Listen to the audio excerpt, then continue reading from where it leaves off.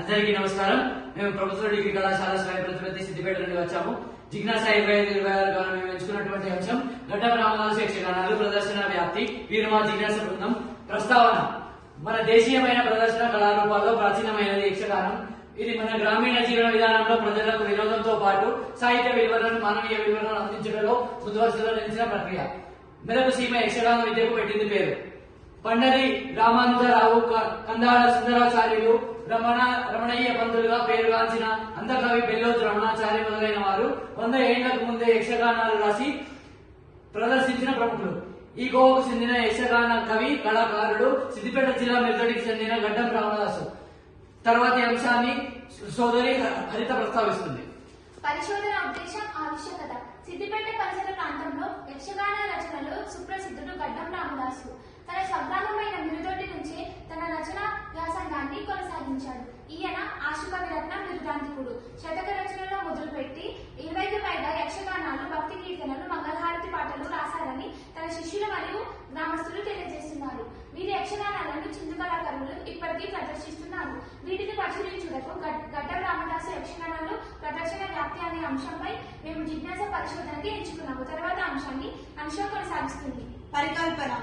గడ్డం రామదాసు సమకాలంలో తెలుగు మెచ్చిన పండితుడుగా, కవిగా రాసిన యక్షగానాలు తెలంగాణ నుండి మెదక్, నిజామాబాద్, కరీంనగర్ ప్రాంతాలలో ప్రదర్శింపబడుతూ నేటికి వ్యాప్తిలో ఉన్నాయి. కానీ ఇప్పటికీ తగినంత వెలుగులు పొందలేదు. క్షేత్రస్థాయిలో అన్వేషిస్తే అచ్చుపడని యక్షగానాలు దొరుకుతాయని వాటిని వెలికి తీసి తెలంగాణ యక్షగాన సాహిత్యంలో భాగంగా చేయాలన్నది మా ప్రాజెక్టు పరికల్పన. లక్ష్యాలు: తెలంగాణలో యక్షగాన వ్యాప్తిని గురించి ప్రత్యక్షంగా తెలుసుకొని ప్రదర్శన తీరుతెన్నులపై అవగాహన పొందడం. తెలంగాణ సిద్దిపేట ప్రాంతంలోని యక్షగాన కవుల ప్రదర్శన గురించి తెలుసుకోవడం. గడ్డం రామదాసు యక్షగానాలు వ్యాప్తిలో ఉన్న విధానాన్ని తెలుసుకోవడం. ముద్రిత, అముద్రిత యక్షగానాలు అన్వేషించి అధ్యయనం చేయడం. రామదాసు రచనను వెలుగులోకి తీసుకురావడం. తర్వాతి అంశాన్ని భూదేవి కొనసాగిస్తుంది. సాహిత్య సమీక్ష. ఎస్పి జోగారావు ఆంధ్ర యక్షగాన వాగ్మయ చరిత్రలో గడ్డం రామదాసును పేర్కొని కాళింగ మర్దనము, విప్రనారాయణ చరిత్రము, ప్రభావతి విలాసము అనే 3 యక్షగానాలు మాత్రమే ప్రస్తావించారు. గోల్కొండ కవుల సంచికలో 3 ముద్రిత రచనలతో పాటు 20 అముద్రిత రచనలు వాటి పేర్లతో మాత్రమే చెప్పబడ్డాయి.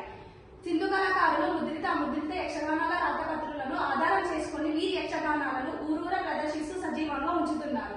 మిర్దొడ్డి గ్రామంలోని భజన మండలి సభ్యులు మౌఖికంగా పాడుతూ చేతి రాతలోని సాహిత్య పుస్తకాలను కాపాడుకుంటున్నారు. వీటిని పరిశోధించి భద్రపరచవలసిన అవసరం ఉంది. తర్వాత అంశాన్ని సంధ్య కొనసాగిస్తుంది. పరిశోధన పద్ధతులు. క్షేత్రస్థాయి పరిశీలన పద్ధతి మరియు చర్చా పద్ధతి ద్వారా మేము సమాచారాన్ని సేకరించాము. సిద్దిపేట జిల్లా మిరుదొడ్డి గ్రామంలో భజన మండలి సభ్యులు మరియు గ్రామ ప్రజలతో మేము చర్చించాము. చిత్రావస్థకు చెందిన రాతపత్రిక ముద్రితలు పరిశీలిస్తున్న చిత్రము.